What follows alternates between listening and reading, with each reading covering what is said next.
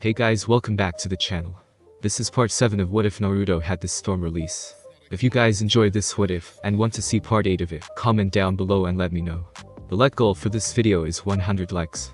So like this video to let me know that you're interested in this series and you want the next part. And go ahead and check out other What Ifs in the channel.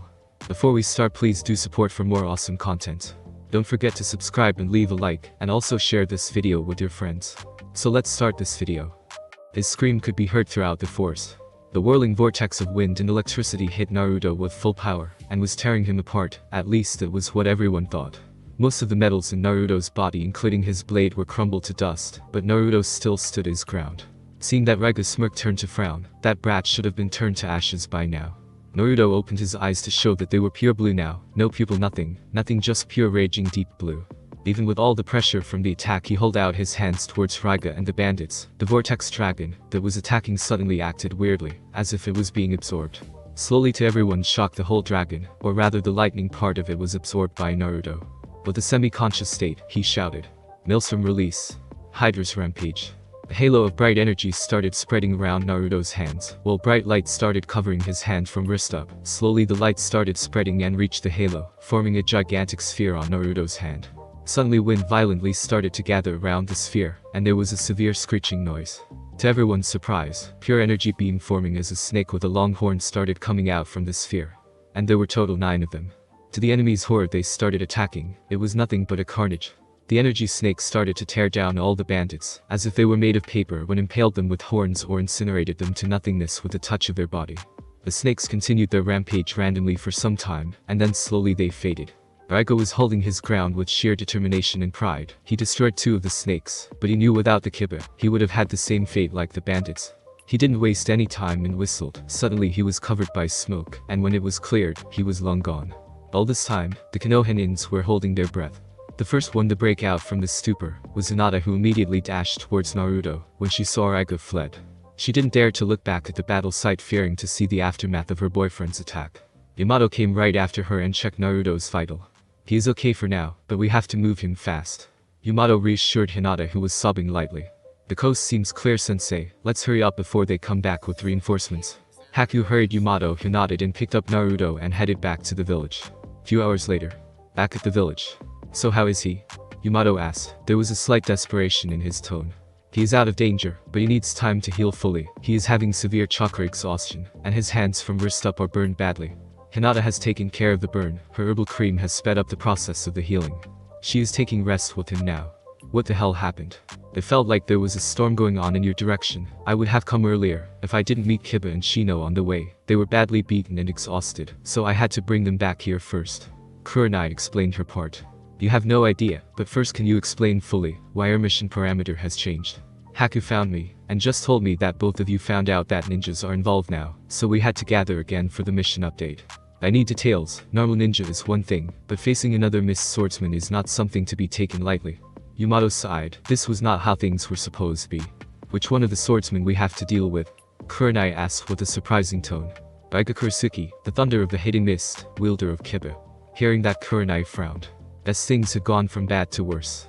"Well, from what we learned is that someone started to gather some rogue low-level ninjas and bandits. The reason is unclear, but what we do know is the bandit group we are looking for joined them, making things much harder. The villagers are quite scared of this unified group, so no one raised any voice of objection." Scowling, Kurenai said, "So what would be the best course of action?" Yamato sighed while rubbing his forehead. "What else can we do? I will request for some backup and hope they can reach on time. Other than that, we have to stay and fight, because we can't retreat with Naruto like that, and we don't know their full number. There was another skilled fighter with them, and I am sure that person wasn't injured. So moving around in the dark with an injured ally is not an option. Naruto did took out a lot of their men. I am guessing now they are low on number."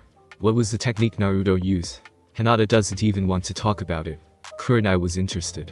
"I don't know myself, but I can tell it is a highest class jutsu. You know Naruto's bloodline, right? For the advanced natural bloodline, sometimes the bearer uses new jutsu unknowingly in life-threatening situations. Even I came up with some of the jutsu like that."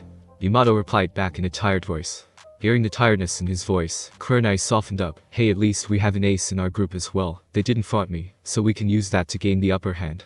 But for now let us rest. Something tells me we will be needing that quite soon." Yamato nodded in agreement. With Naruto's mindscape. Ouch, even in my mindscape I am hurting all over. Naruto sighed while stretching his body. What were you expecting, brat? Just because you were blessed by Lord Raijin, no lightning attack would affect you at all. Raiju grunted. It was calm in his mindscape, no raging wind or thundering clouds indicating that his mind was also got affected by the brutal attack and vicious counterattack. Well, I kinda half expected that, but come on, did you really thought I was going to move out of the way when my friends and Hinata-chan was behind me? Naruto grunted. No, I guess not, Raiju chuckled softly. Well, that's what makes you who you are. Suddenly he got serious. Your plan was good but flawed. Yes, in some extent you can absorb or reduce the damage of lightning attack for now, but against something of that caliber it was nothing but a suicidal act. Good thing you used a powerful counterattack to avoid getting seriously injured. Now that piqued Naruto's interest. What was that, Raiju-san? I don't remember clearly, but I think I used laser circus jutsu, right? Raiju laughed softly. Better if I show you what you did. With that, Raiju showed the memories of his devastating jutsu and its aftermath. Awesome. What the hell was that? Naruto started yelling with overexcitement. That, my boy, was your very first pure storm release jutsu. Well, it seems like you also came up with a nice name for your bloodline. Maelstrom, is it? Fits you. Raiju smiled. Seeing that Naruto looked at him with white puppy eyes, he chuckled. So I am guessing you need some explanation of the jutsu, right? Naruto nodded shyly. But first I must warn not to use the jutsu until you are ready. Naruto pouted. Oh come on, I did well there. Naruto, you use the lightning of that S-class attack, and then you use your own chakra till the last drop to use this technique. Do you really think you can handle this? Naruto lowered his head with a bit sadness. That's why I was against you learning pure storm attacks so early. They are too strong for you, Naruto. Neither you can control them, nor you have power to properly execute them. So give me your word that you won't use it unless it is a life and death situation. Naruto nodded. Don't feel so bad. Give it some time, and then you will be able to use jutsu like those properly. Now as for how it works, let's just say it is a huge upgraded version of laser circus. In laser circus, you store medium amount of lightning and water chakra, and combine them to shoot beam at your targets. Here you store more, a lot of more. And when an appropriate amount of them is stored in your hand, you move to wind element, which started gathering around you, more specifically around the stored area, and then you can use your jutsu. And this jutsu water merges with lightning, to give it a thick form, so that the lightning can move around with more flexibly, and in some parts wind merges instead of water. It reduces the forking and turbulence of the lightning while enhances the core, and gives it a very high level of cutting edge, which can cut through even normal lightning. Also the wind and lightning makes a screeching noise to disorient the enemies. Naruto's jaw hit the floor. He didn't fully comprehend the theory behind the jutsu, but he did learn that it was a dangerous wild card. Understanding the risks, he knew what to do. Guess I have to train more if I want to use Maelstrom jutsu. Are all of the real storm release jutsu going to be the epitome of awesomeness, while being a pain in the ass to pull it off? Raiju grinned, seeing that his words went through Naruto. Yes it will, but right now rest. You will need that. Somewhere else. Raigo was sitting in the bed while observing his hands, which were numb from the last battle, mainly the last blow. That was one devastating attack, now wasn't it? Raigo looked in front, to see a guy entering the place. He was 5.5 feet tall with black hair, wearing an open jacket which was dark brown with dark green spot everywhere. Inside he was wearing a mesh cloth. Arms in his jacket was folded till his elbow, revealing his bandage-covered arms. His pants matched his jacket. He was holding a medium-sized scroll. In his cheek there was a tattoo, number 5. Nothing I couldn't handle, number 5. Raigo scoffed. Correct me if I am mistaken, but that attack tore through your lightning attacks, right? The guy named number 5 grinned slightly. Raigo narrowed his eyes, but didn't say anything as he was right.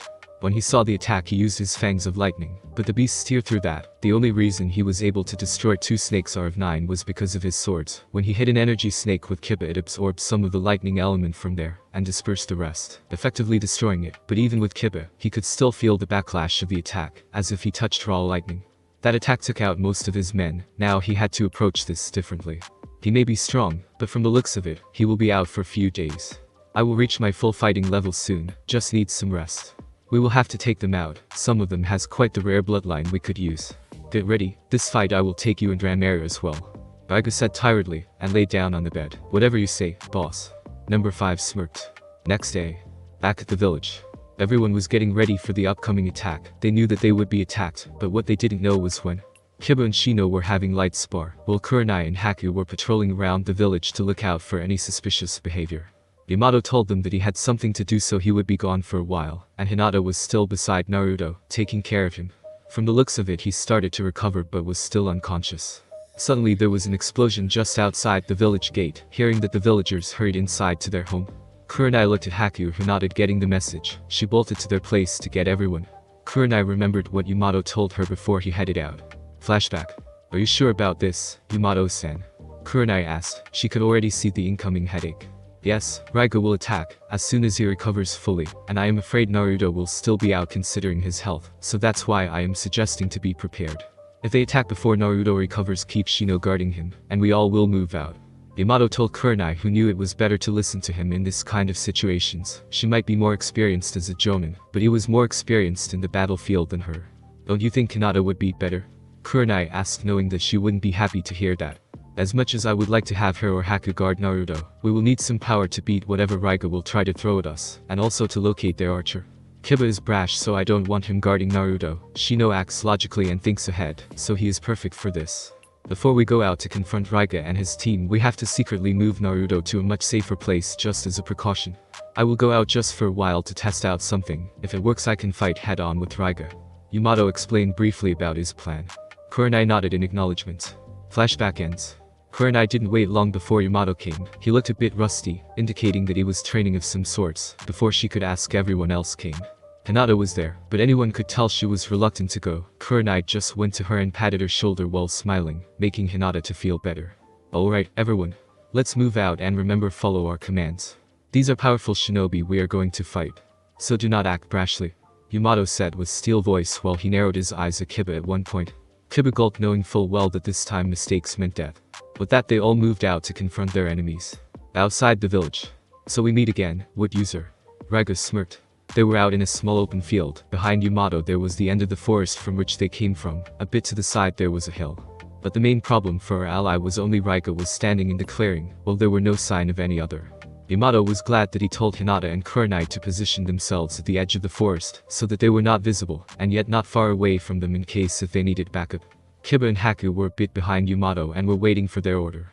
Raiga and Yamato were having a stare down, waiting to see who would initiate first. Suddenly, Raiga pointed his swords upwards. Bingo! Yamato smirked. Wood style, wood clone jutsu. Two wooden clones came and stood beside Yamato, who threw them some objects, while he shouted at the duo behind him, "Get back and have a look out for the other one."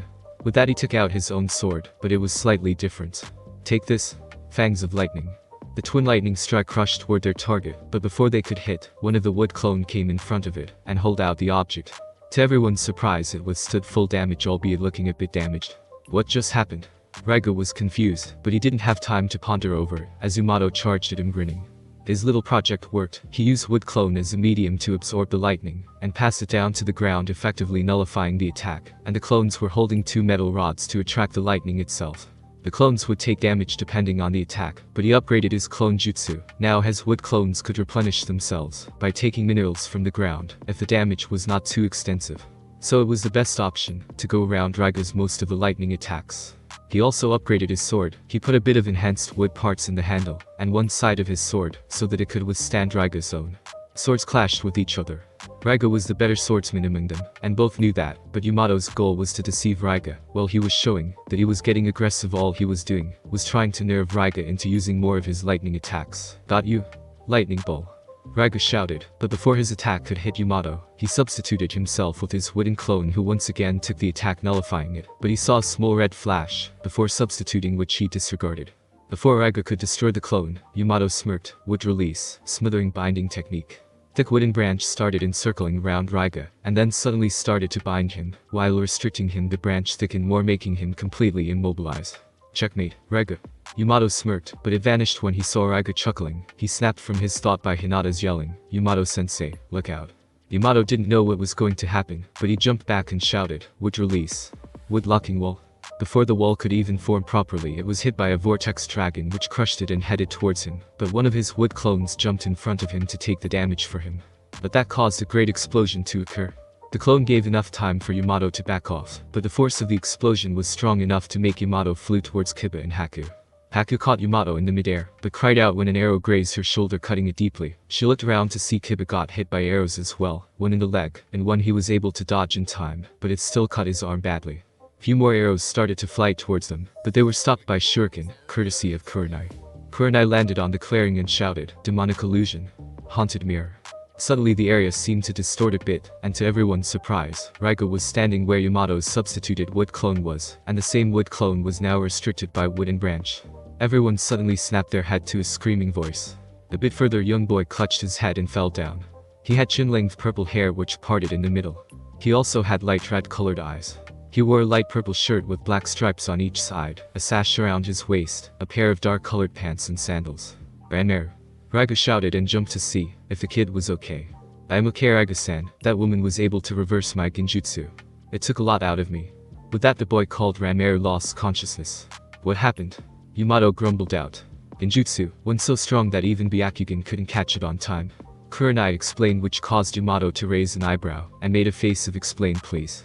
This is only a hypothesis, but I think that boy there started to use an area-based genjutsu sometime between the fight. It was showing all of us that there were no disturbance in the nature. So when Raiga started to gather more than normal lightning, to use his devastation attack, you couldn't react faster.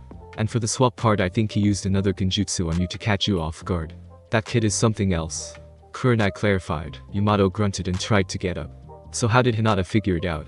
Yamato asked while he motioned something at Haku.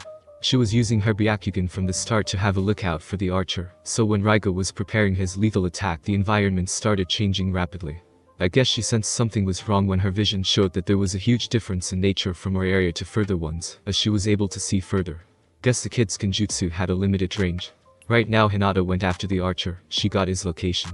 It would be better if you can send someone to back her up, Kurenai said while taking a fighting stance. Haku, Yamato called her. The arrow caught my shoulder badly. I was able to stop the bleeding, but I can't use my right arm properly now. Kiba-san here got hit on the leg and his arm. He also took some nasty hit from the blast. I could help Hinata a little bit, but Kiba can't fight. Haku summarized their situation. Take Kiba out of here, and come back to help me. Kurenai-san, you should go help Hinata, Yamato said while he took his sword.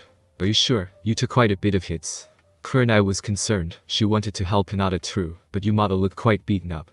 Yes, I am sure. I might take some nasty hits cause of the explosion, but Raiga is low on chakra. He might have been able to catch me off guard, but he did waste a lot of chakra. Yamato replied back in a assuring voice.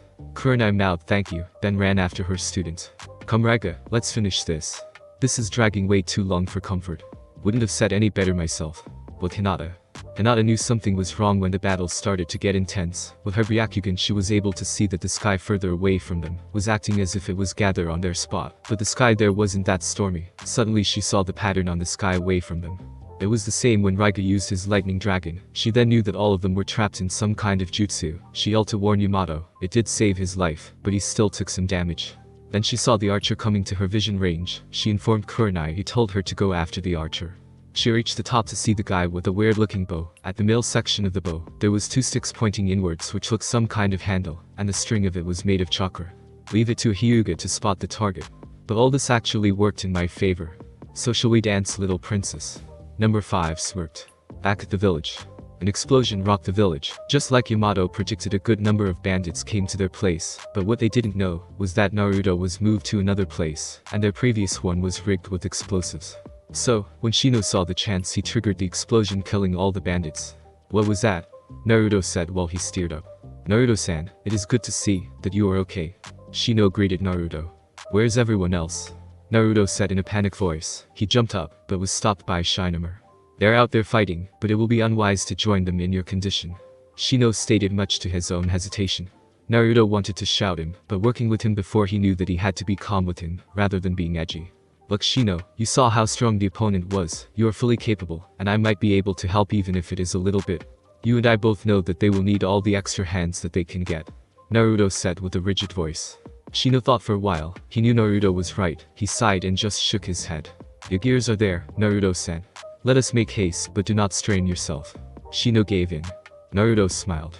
With Hinata. Hinata was panting.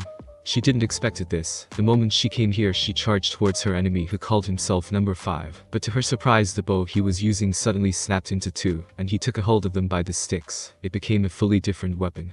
A tonfa. And he was not a novice with that, so they engaged in a fierce close-range combat. Hinata was more flexible and accurate with her strikes, but her opponent had longer reach and pack power. Sometimes he would rotate the tonfa to increase the range, or to change the direction of the attack. Hinata knew she couldn't fall back, cause the moment she would fall back, he would switch back to his bow, and winning would be harder. Hinata. Kurenai yelled. Hearing that, Hinata released a breath of relief. I think playtime is over. Time to do my real mission. With that, Number 5 formed a ram seal and shouted. Katsu. The side of the hell that was facing the battlefield exploded. Everyone was horrified to see a huge landslide fell over all of them who were down on the ground. Even Kurenai, who was on her way there, fell down cause of the landslide. Everyone. Hinata panicked. Do you have time to look at other? Number 5 taunted. Hinata moved just in time to dodge a lethal arrow. She cursed herself for the blunder. Now that he increased the distance, he was once again using his bow. Why did you do that? Even your own comrades were down there. Hinata was angry, something she wasn't quite familiar with. They were not my comrades. I needed something from them, more specifically from Raiga. Didn't have the chance before as the guy never let his guard down, but you guys just gave me the perfect opportunity. He grinned. The missed sword. Hinata was surprised. Yup, but I think an unmarked Byakugan will be profitable as well. Number 5 steadied his bow. Hinata shivered but resolved herself quickly, and took her stance. With Naruto. While moving to the battle site, they saw the lightning dragon all the way from there. Naruto increased his pace, ignoring Shino's protest. But when they heard series of explosion and felt the ground shaking, Naruto moved so fast that Shino fell behind. Everyone, Hinata. Please be alright. Back with Hinata. Hinata was battered and exhausted. She couldn't keep up with the guy.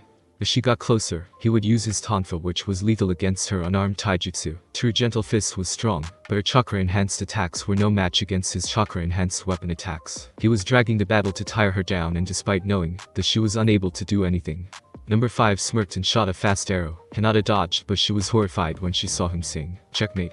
The arrow exploded and everything went white. A flash arrow. Hinata, with her Byakugan activated, took the hit hard, even though she dodged. She stressed her eyes to open, just in time to see. Naruto landed on the hill just in time to see. Hinata got hit by an arrow right in her heart. The force of the arrow was so strong that it threw Hinata back. She fell from the hill, but Shino arrived just in time to catch her. Oops. Was she your girlfriend? Number 5 laughed but stopped when he felt the murderous sore. It was pure, it was malicious, it was so strong that he started breathing hard. Red bubbles started to appear from Naruto's body, and slowly it started to make a form. His whiskers became more defined, his teeth grew, he opened his eyes, and it was crimson red with glowing white slit in the middle. Red lightning started to emit from his body as well. Slowly the chaotic chakra made a full form. Form of a fox with one tail with red lighting flickering around the chakra cloak. Naruto looked at number 5, who found it was even difficult to stand. Naruto tilted his head and smirked viciously. I want to see your insides. Omake. How it began. Unko was celebrating her promotion to Takubetsu Jonin. It was her, Kurenai, and Yugao. They were having fun, although from time to time Unko could hear the whispers. She just disregarded them. After a while, few other Jonins started to come. Seeing Asuna, Kurenai went to talk for a while, and Yugao was having a conversation with Hayate.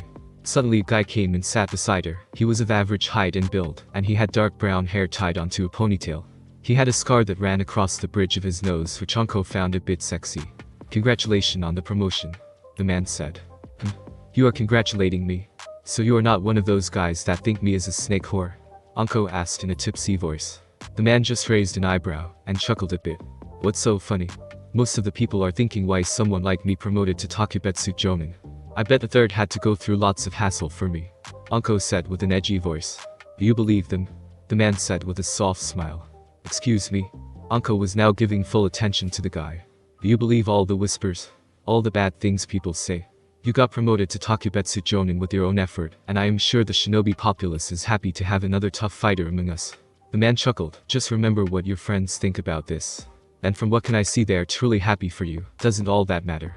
Unko sighed. Now she got what the man wanted. There were mostly two types of men she had seen, one that avoided her for different reasons, and one that tried to get into her pants. She guessed that he was after the latter because no one would say something so nice to her out of the blue without wanting something in return. So handsome, want to go celebrate somewhere private? Unko said with a suggestive tone, to see what he would do. She expected the guy to jump at the chance, or to try to play a bit hard to get game. Maybe he would start flirting. What she didn't expect was that for him to spew his drink while going full tomato red. He looked at her horrified and was trying to form a sentence. Unko was so surprised at the behavior, that when Kurenai came and nudged her, she jumped. Don't scare me like that, Kure-chan. Unko said while trying to calm down. Hearing the commotion, Yugao came as well. What's wrong? You were talking to someone? She asked as she saw her talking with someone. Yeah, I was. She looked back to see that the guy was gone. He ran, she started chuckling. Slowly it turned to full-blown laughter. This will be interesting. Iruka was running full force. He went to the bar to relax as he had a hard day. Catching Naruto was no easy task like everyone else thought it to be. The little devil knew how to avoid his pursuers. At first he viewed Naruto exactly like the villagers, but not so strongly, but slowly that kid started to take a soft spot on him. He learned that he was like him, lonely, thirsting for attention. Now Iruka would willingly admit that he liked the blonde prankster. He decided that from then he would follow his own judgment instead of listening to others. So when he came to the pub and saw some girls celebrating for something about promotion, he asked around. He didn't get any good response, so he chose to judge her by himself. At first he understood her pain, she was similar like Naruto. So he responded to her with kindness, but her last statement caught him completely off guard. She was sexy and hot, he would admit that, but one thing he knew from his shinobi career, that the sexier the Kenyachi was the more dangerous she would be. So he did the most logical thing. When he saw her distracted, he bolted. But for some reason he couldn't shake of the chill that went down his spine. The 9 Biju were created from the dreadful Jubi. Even though at first their hearts were in the right place, their chakra was not. And to balance that out, from the nature 12 creatures, known as zodiac beasts, were born. Raiju found it was unfair how the Bijus fell victim to the darkness of the mankind, while the zodiac beasts received the kindness from the humans. After all this year, most of the Bijus' hearts became as tainted as their chakra. Now Raiju was facing Kurama, one of the strongest of them, who was laughing, not menacingly but more like he just figured out a joke. I know what you did, Raiju. You created another mindscape over mine to act as a barrier to make sure the brat doesn't come here. Maybe you were afraid that he might be tainted, or his blessed power might merge with mine. But look, even with all these precautions he drew out my chakra, and so much of it, but the best part is he did it all by himself. Kurama said when his laughter slowed down. He looked at Raiju and smirked. No matter what you will do, Raiju, nothing will work. I saw the darkness in mankind. Just because one person is good and pure doesn't mean he won't be tainted. It is the other way around. Take it like this, the better a person is in heart and in soul, the higher he flies, but when his wings snaps, and trust me they always do, they fall to the ground hardest. And after tasting despair and pain, they are the ones that get twisted beyond saving. Kurama chuckled when he saw Raiju flinch for a second. This kid will also fall, maybe not today or tomorrow, but someday his wings will broke as well. But I have to admit I am surprised to see him combining my chakra with his own blessed power. Raiju looked down for a moment as if he was in deep thought, then suddenly he started chuckling softly. You may be right in some cases, Kurama. But I think you are wrong about Naruto. His wings are strong enough not only to carry himself, but also his loved ones, and in return his loved ones will make sure to protect his wings. Yes, in this world anything can happen, but for once I will bet on a human. He is different, you and I both know it. Like you said, there is darkness in everyone, but I know he will overcome his own. Raiju met Kurama's grin with his own. Then let us see how it all plays out. Kurama just shook his head. With Naruto. When Naruto heard the series of explosions and trembling of the ground that came after that, he dashed. He panicked, but for some reason he could feel all of his friends. They were alive but injured, not critically, but Hinata was in a different place than others. His heart started to feel heavy. He ran as fast as legs could. Hinata, be safe, be safe. That was all he thought. When he was able to pinpoint her location, he landed there, only to see her get shot to the heart by an arrow. She fell down the cliff, but Shino caught her, before she hit the ground. He saw from all the way up there that blood started coming out from her mouth. Rage. Pure rage. That's all he was feeling. He looked at the guy that had the galls to hurt his Hinata. He wanted to crush his bone one by one, leisurely so he could hear the sound of his bone breaking. He wanted to tear the guy limb by limb, slowly so he could hear him scream. He wanted to cut him open to pull out his organs painfully. While he was still alive and conscious, he would scream at him, would beg to kill him. But he wouldn't let him die, not so quickly. All these thoughts ignited a new power inside of him. He felt it, and without a second thought he embraced it. But it was not enough. He started to push pure raw lightning chakra, while getting covered by that wicked one. His body hurt, but he gave no mind to that, although it gave him a sick pleasure when he saw the fear in his victim's eyes. He grinned. I want to see your insides. Number 5 dashed back and started shooting arrows hastily. He knew what Naruto was, a Jinchuriki. There was no way to go around it. His mission was to get Raiga's sword. All till now looked like it was going well until he pissed of a Jinchuriki. He would have to get the sword later. Now his main objective was to get the hell out of there alive, at any cost, if he can. When he saw his arrows couldn't penetrate his chakra cloak, he threw flash arrows and waited for them to go off. The moment it did, he ran the other side of where Naruto was. Then he heard some swooshing sound, and he took a hard turn to dodge an incoming hand. It was a chakra hand. It landed on a huge stone and grinded it to dust as if it was nothing. He looked back to see, Naruto was just a few meters away from, same distance like before, but he wasn't moving, just staying there, grinning at him, taunting him. It was like a predator playing with his prey. Number 5 paled. He wasn't so sure if he could come back alive. He needed a distraction. The ground beneath him cracked. He looked down to a chakra hand came out and grabbed his ankle so tightly that he felt his bones started cracking. He looked at Naruto in horror to see one of his hand was pointing downwards, and a thick chakra pierced the ground. Before he could do anything, Naruto pulled his hand. The arm that was holding his ankle forced him to come towards him. Number 5 was trying to find any way to get out of this alive, but he knew that he couldn't. He felt the arm holding his ankle tighten the grip, breaking the bones there, and some chakra was also being injected inside him, not the malice chakra. The lightning one, which was making his body go numb. It was even hard to mold his chakra now. Naruto smacked him into the ground. Number 5 looked at him helplessly as Naruto put both of his hand up from where chakra arm came out and formed as a hammer, and then, he started smashing him. 1 time. 2 time. He would smash him hard and then wait to see if he was conscious, then would smash him again. He didn't know how long the hellish beating continued, but it stopped after a while, which felt like eternity to him. Naruto looked at him with calculated eyes. Yes, he broke his bones, all of them maybe, just like he wanted to. Now to tear him from limb to limb, one at a time. Naruto-kun. The sweet voice that he fought for called out to him. He looked back to see Hinata was there standing, looking at him with worried eyes. Yamato was coming towards her, shouting and telling her to get back.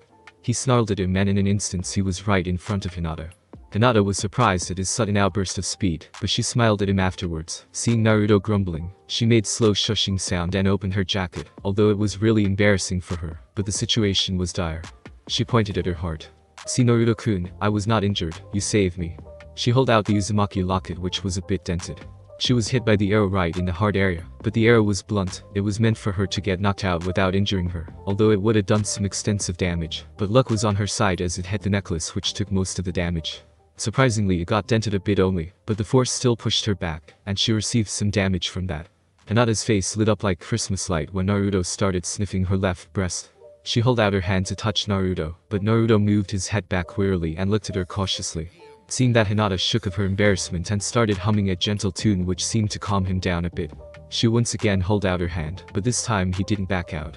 She was ready for the pain that would come when she would touch the chakra cloak, but to her surprise, the moment she was inches away from that, the chakra cloak vanished from there. It was still covering his arm and legs, also the chakra tail and ears were still visible, but on other areas of Naruto's body the chakra cloak seemed to be dwindled, as if the chakra itself didn't want to hurt her. She took the chance and started scratching his darkened whiskers. He started purring, indicating that he liked that. It's okay, Naruto-kun. I am here. You beat up all the bad guys. Rest now, she said gently and slowly, trying to reassure him that it was over. Hinata sat down and slowly pulled Naruto's head onto her lap. With one hand she was scratching his whiskers, and with another she was rubbing his head, while humming the tune. Slowly the cloak vanished, leaving a normal, but battered Naruto in Hinata's lap. She smiled and gently kissed him on the cheek. Naruto purred a bit and rubbed his head against her thighs, making her blush fiercely. With Yamato. When the explosion occurred, Yamato quickly created his wood-locking wall with all his remaining chakra, not to increase the size of the wall, but to harden it. Good thing that no one else was there for him to cover. After the landslide passed, he came out exhausted to see Kurenai was nursing Haku, who seemed to be in a catching duty on this mission. Minutes later they felt that, the dreadful Kyuubi's, or they saw Shino was holding Hinata. It was coughing cause of the hit she received. Yamato immediately got the idea of what occurred, but before he could even say anything, Hinata shook Shino off and ran towards the chakra. Yamato told Kurenai to stay there, and to keep an eye on the Genin and Raiga. His whereabouts was still unknown. Because of all the fights he was not as fast as his normal self, so when he reached he saw Hinata was calling out to Naruto, and he was in chakra cloak mode. Way too much Kyuubi's chakra slipped out of the seal. He shouted at Hinata to get back, but that seemed to rile up Naruto, who, in an instant, was beside Hinata. He stopped dead on his track. One wrong move and he might hurt Hinata. He started racking through his brain to come up with something, anything to avoid the tragedy that he was sure to come. Wasn't he supposed to protect him from this? Wasn't that one of the reasons he started looking after this boy? All of his thoughts prevented him to see what Hinata was doing until he heard her humming. After what transpired from there, was engraved in his memory, and he knew he would forever remember this. Hinata calmed down a pissed-off powered-up Jinchuriki with just a tune and some simple touches. No fucking wood Judas or Sharingan, nothing. The tension was too much. He fell on his butt and started laughing. With Raiga. The landslide was coming towards them. He could have dodged it, but Ranmaru was there. He had to protect him. He used his second lightning dragon tornado on the landslide to make a way for him to go to Ranmaru. When he reached him it was too late. The landslide was already upon them, so he charged as much lightning as he could, and used his favorite jutsu, Fangs of Lightning, and hold it for as long as he could. When it was over, he looked back to see if Ranmaru was alright, or not, and to his relief he was. But sadly he took too much damage from the rubbles, and his chakra was almost zero. He knew he wouldn't live for long. Ranmaru woke up to see Raiga all battered up, and he couldn't feel his chakra. He moved in to re-energize him with his own chakra. Don't, Ranmaru. You don't have enough chakra, and even you give me all, this injuries will kill me anyway. Hearing Ranmaru's cries, he softened up. Live on, Ranmaru, go with the Konoha shinobi, they will take care of you. But before that, could you come here? I want one last favor from you. Ranmaru moved to hear his foster father's last wish. Kurenai came to check if Raiga was alive or not. After Yamato left, she heard a loud thundering noise coming from a bit far. She came to see Raiga was looking at Ranmaru softly and shushing the kid who was crying. It broke her heart, even though they were her enemies. From taking on look at Raiga, she could see his time was up. Seeing Kurenai, Raiga looked at her pleadingly. I know I am not in any position to ask for any favor, but tell the wood user that I respected him as an excellent shinobi. And if he felt anything similar to me at all, please ask him to look after Ranmaru. Take Ranmaru to him and he will tell the rest. With the last part, he closed his eyes. Ranmaru started crying harder. Kurenai let him. The child needed to release his pain. She waited until Ranmaru fell asleep crying, then she picked him up, and came back to the rendezvous point to see Yamato was holding Naruto, while Hinata was on his side. She released a breath of relief. Let's go back. Back at the village. After one day, Yamato was staring at Ranmaru, who was fidgeting and for some reason was close to Naruto, who had no idea what was happening. I respected Raiga. I will admit that he was a great fighter, and if I can I would like to honor his wish, but could you start from the beginning? Yamato said softly, so he didn't scare the kid. In response, the kid just looked at Naruto and said, Nii-san, could you hold out your hand? Ranmaru said politely, which all the girls found cute. Heck, even Naruto was feeling all high, and mighty cause someone called him Nii-san. He did, and Ranmaru took the Kiba swords from his bag, and before anyone could do anything he shoved the swords into Naruto's hand. Suddenly lightning started coming out the swords and formed the shape of Raiga. Everyone's eyes almost popped out. Seeing that, Raiga chuckled a bit. Now this is a scene I think I will enjoy in my afterlife. But as much as I wished to talk and discuss, I wasn't able to put too much chakra. In short, I put my remaining chakra here to do one last thing. You boy, pointing at Naruto, what's your name? Naruto Uzumaki. Naruto replied, but he was sweating a lot. This guy was a missed swordsman, meaning he knew how to kick his ass, and now his ghost came to haunt him. This is one of the tradition for those who wielded Kiba. The owner can pass it down to the last person who impressed him in case he or she dies untimely. And to me you did that. You are the first person who was able to withstand one of the Kiba's strongest attacks. So I will pass Kiba to you in return. All I ask is that give me your word that you will take care of Ranmaru, treat him like your family. That is my only request, as one swordsman to other. Naruto nodded violently. I promise I will take care of him like my own brother, and I never back down on my promise. Seeing his determination in his eyes, Raiga chuckled. Looking at Ranmaru, his face saddened a bit. Find the life I couldn't give you, my son. With that, the lightning vanished and Naruto shook for a second. He looked at his hand to see a bit blood came out, and it fell on Kiba, which glowed when it got his blood and absorbed it, after which it glowed for a second time and calmed down. Nobody knew what to say after the bizarre situation. It was a ghost, wasn't it? Naruto asked after that his eyes rolled to the back of his head, and he was once again to his dreamland. Few hours later, Naruto woke up to see Hinata was beside him chatting with Haku, and Ranmaru was close to them while listening raptly. His Grom told them about him being conscious again. Naruto-kun, you okay? Hinata asked while Haku giggled a bit. Don't worry, Hinata-chan, he is fine. He thought he was possessed by a ghost. Naruto narrowed his eyes but didn't have a comeback for that. He looked at Ranmaru, who was looking as if he was out of place. Yo little guy, how are you feeling? He lost his father figure and now he is on to his way to a new village which he has no idea about. But I think he is fine. Haku playfully answered for Ranmaru, who blushed, and Naruto looked pissed. Alright guys, break it up. Yamato came into the room. Ranmaru here helped us to finish our original mission. He gave me the whereabouts of the place where bandits kept their lootings, and luckily we found our requested item. Kurenai and the rest also entered the room. It is broken, so we can take a peek at it, right? Kiba asked curiously. Well, it was damaged and I happened to see what was inside accidentally, but here you go. All the young ones came and took a look inside the box, which was put into a table by Yamato. There was a picture and a worn-out wristband made of marbles. What the heck, this is it. Why did the old guy tell this was a treasure? Damn, we almost died for these junks. Kiba got pissed and left. Almost everyone left feeling a bit disappointed except Naruto, who was looking at the picture intently. The picture was of a guy, who looked younger version of Karashi, who was laughing while hugging a woman tightly, and the said woman was kissing his cheek. For some reason he felt something as if the picture was giving him a deja vu. He had no idea which part, but it scared him. He went back to his friends and tried to forget about it. Alright guys, we will be going back to the village after we have a decent meal and rest, so pack up your gears. Kurenai ordered out. Hokage's office. There were no problems in their way back. Naruto carried Ranmaru and they reached their home a bit faster than their expected time. Now they are in front of Hokage, who was rubbing his head. Kurenai, Yamato, Naruto, and Ranmaru stay, others can leave. Hearing that the rest of the Genins left hesitatingly. Yamato, I don't know, should I keep sending you and Naruto to C-rank missions to bring more beneficial factors to the village, or should stop you from doing any, in order to save the ones you are supposed to back up? Yamato and Naruto blushed a bit hearing that. So, let me get the facts straight. You faced another Mist Swordsman who died, being betrayed by his fellow comrade who was pulverized by a Kyuubi-empowered Naruto, and who it seemed was stopped by Hinata singing lullaby to him. Oh yes, let's not forget Raiga, who was on the verge of dying. Use the honor code of Shinobi to make sure you take care of Ranmaru, and at the end he gave Naruto the ownership of Kiba, one of the legendary Mist Swords which now cannot be accessed by any other person. Sandaime looked at the Jonin to confirm all of those. Hokage-sama, why not let Ranmaru join our team? I mean, we already have 2 members, and with him we will have 3, a proper functioning team. What do you say? Naruto asked with a hopeful voice. Naruto-kun, it is not that easy. There are things you have to follow, and by the look of it, although Ranmaru wants to be a Konoha shinobi, he has very little training on shinobi skills unlike Haku, and so it is better if he starts from academy. And not to mention the paperwork that will come with it if I just put him directly in your team without any proper reasoning. Here's inside, even though it would have been better, that way it would cause too many problems and suspicions. Let's make a deal, you assign Ranmaru in our team and I, and Haku would do our best to shape him up faster than any academy can. Naruto insisted. He had a trump card, but he didn't want it to use it so soon. Naruto, I cannot do that, there will be 2. Hiruzen replied firmly, but was stopped when Naruto brought out his trump card. I will tell you the secret to beat the paperwork. In a few seconds, Yamato was holding some papers confirming that Ranmaru was now officially on his team.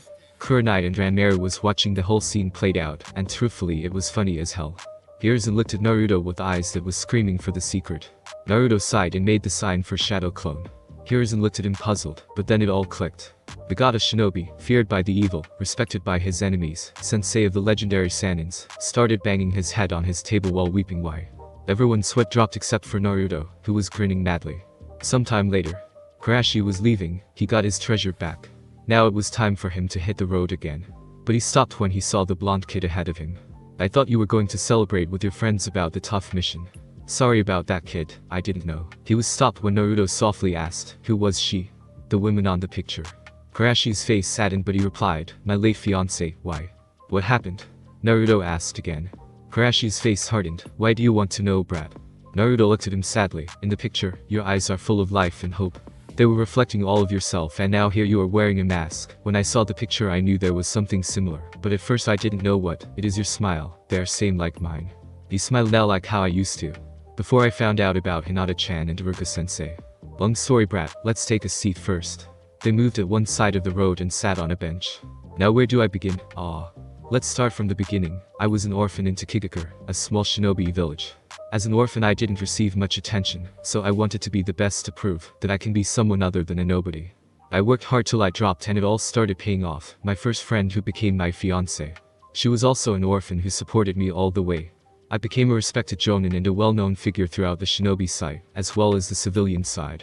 Karashi paused as he looked to the sky sadly, but one day, we were attacked by some strong enemies. They were after someone in our village. I had a bad feeling about that attack. I wanted to stay in the village to protect my fiancée as she was pregnant, but she reassured me everything was going to be fine. So I left to confront the enemy with some other strong shinobis, as well as with our cage. It was a bloodbath. There were 2 of them, but they were strong. At the end we won. One of them died, other retreated. We lost some good man, and I lost my arm in order to protect the cage. But when I came back, Karashi paused again. He closed his eyes, but Naruto could see the tears leaking. Everything was gone. My fiancé was killed along with some other people by one of the enemy's technique. I didn't know the detail of the technique but didn't care.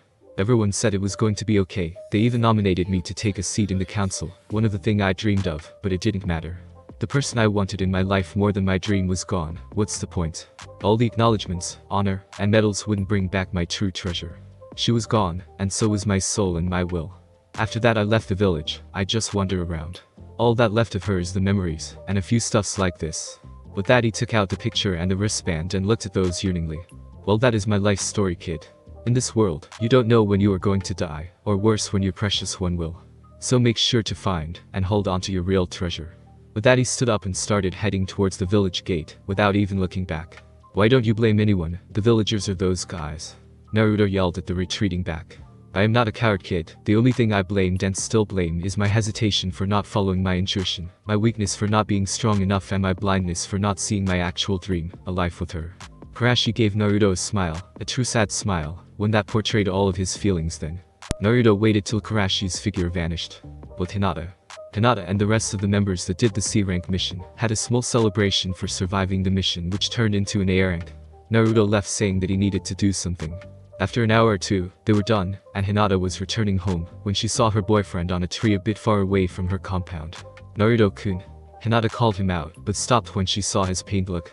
Before she could ask, he jumped and landed behind Hinata. He wrapped his arm around her waist, while burying his nose into her neck. Hinata would have turned crimson if she didn't feel him shaking slightly. She knew even if she would ask what happened, Naruto wouldn't tell her, not now. So she just stood there and was patting his hand. I am not like you, Karashi Jiji. I will be stronger, more than now. He whispered and buried his nose deeper. I will protect my true treasure. Omake. Falling for a teacher. So what's wrong, Anko? Lately you seem to be up to something. Kurenai asked in an accusing tone. Anko and Yuga were having a girls' night out. Well, I found this one interesting guy.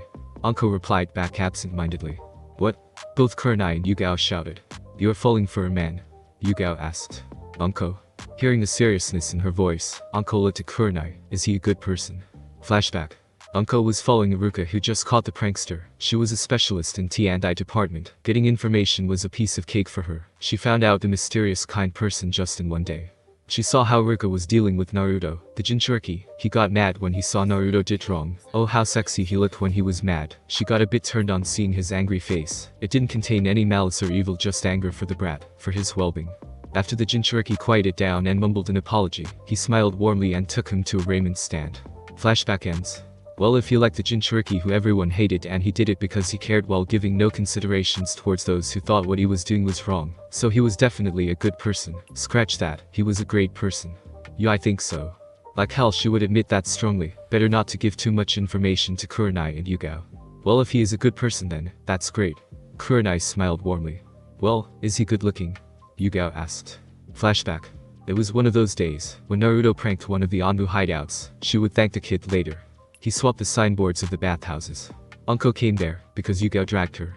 When she and few other female members entered the bathhouse, they saw the males, but her eyes were glued to scarred Chunin. He had a semi-built tan body, but with his hair wet and down, he was looking like a rough warrior, and all the scars in his body was enhancing that look. She almost jumped him, but the screaming and shouting stopped her from getting any more good view, but she did steal a peek at his ass. Later she learned why he was there. One of the Anbu invited Iruka, because he looked after his kid. Flashback ends. Damn right he is good looking, one of the sexiest ass I have ever seen. But she just shrugged. Well, guess who should go for him? Kurenai asked. Anko just gaped at her when she heard that. What? I don't like him that much, I just found him interesting. She denied too quickly. Anko, when we asked, was he a good person, you had this very soft and admiring look on your face, and when we asked about his looks, you were openly drooling. Yugao chuckled. Damn. Anko cursed her girlfriends for being so observant. So who is he? Kurenai asked. He is a teacher. Thanks for listening. I do hope you enjoyed. If you want a next part of this video, like, subscribe, and comment down below, and turn on that bell notification. And also check out the other videos that I have created, and enjoy. See you in the next video. Peace.